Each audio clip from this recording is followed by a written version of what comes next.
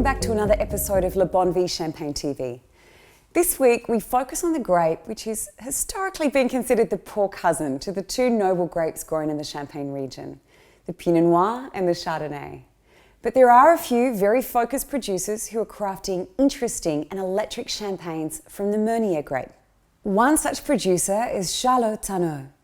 This estate is rather small, comprising just 6 hectares, and is based in the quaint commune of Meunier, just west of Épinay. The wines are made by the very strong-minded and very characterful Vincent Charlot, who's been making well-known wines that express the energy of his soil and the intricate knowledge of the land that really epitomizes his sense of place. When I caught up with Vincent on our 2015 June Insiders Tour, he talked about his vineyards in detail. They're full of lavender, violet and garlic and grass growing between all of the vines. He's actually converted to biodynamics about 6 years ago, but only half of his cuvées are labelled this way. The other half are labelled organic. His emphasis in biodynamics couldn't be more evident, and to date he's one of 20-odd producers who are biodynamics certified according to the producers who are Association du Champagne Biologique, the ACB, which shows the rarity of this achievement, and it really is a labour of love. To produce his extraordinary wines, Vincent uses a combination of oak fermentation and lees stirring to create a richness and texture in the cuvées. He also uses indigenous yeasts, which impart a subtlety that sometimes engineered yeasts simply can't. There's absolutely no filtration, there's no fining, there's no malolactic fermentation, and a very low dosage added across the entire range of cuvées that really allow him to show the true colours of the wine. He's come a long way in the family business, and he explained to me the last time that I saw him that he really had to convince his parents to stop selling their grapes to the big houses. Vincent is a really passionate winemaker, and he's passionate about crafting champagnes and really expressing his land.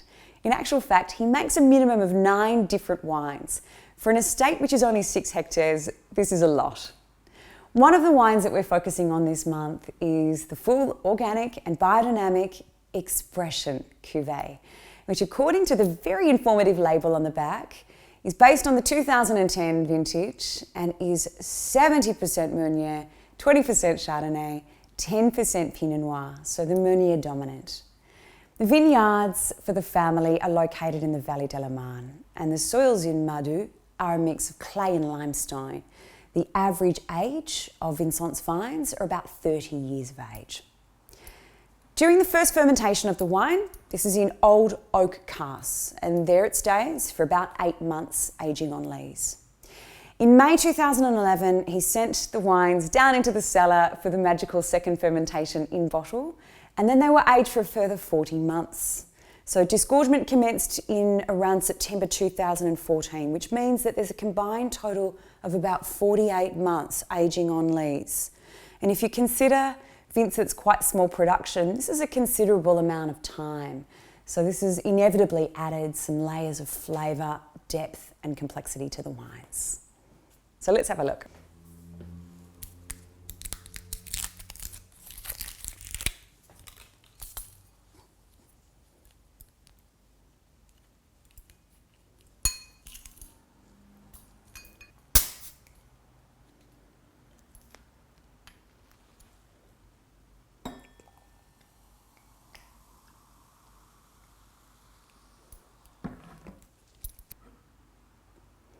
The colour's quite deep, it's quite a rich golden colour and even a slight pink tinge, which is normal if you've got this dominance of Meunier, so 70% in this particular wine. Even a dominance of red grapes in any quantity will show that depth of colour.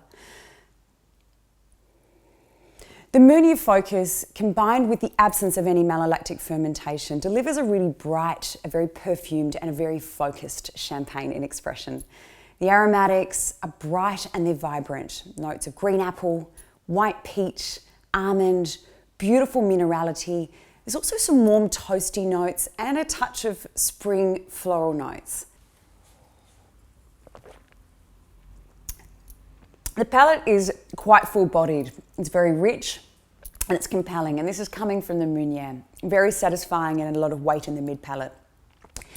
The small percentage of Chardonnay and Pinot Noir that are added just give it a touch of complexity and freshness and add to the overall dimension. But the wine is very focused, it's very balanced, it's got a really creamy mousse, and it's very refined, very energetic, and it's a beautiful lip-smacking finish. My food pairing suggestion with this dish, I know that I quite often talk about scallops with champagne, and I do love this dish. This has got a real vibrancy and a purity to the wine and some torte acid.